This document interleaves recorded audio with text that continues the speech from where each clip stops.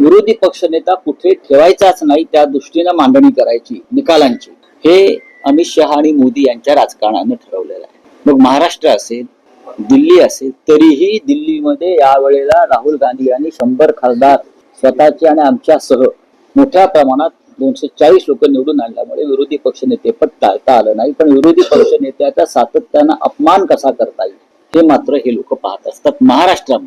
महाराष्ट्रासारख्या राज्याला विरोधी पक्षनेता दोन्ही सभागृहात नाही, विधानसभेत नाही आणि विधान परिषदेत नाही, याची सत्ताधाऱ्यांना लाज वाटली पाहिजे की विरोधी पक्ष नेत्याशिवाय तुम्ही कामकाज पुढे रेटताय, याचा अर्थ विरोधी पक्ष नेत्याला तुम्ही घाबरता।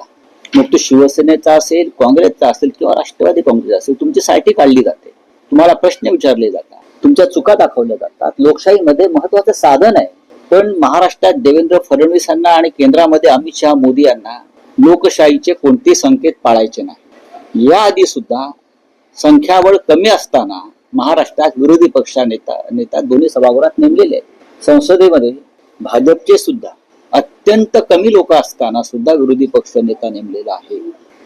राहुल गांधी विरोधी पक्ष नेता असल्यामुळे भारतीय जनता पक्षाचे जे धिंडवडे निघत आहेत, त्याच्यामुळे अमित शहा पासून सगळे हादरलेले आहेत।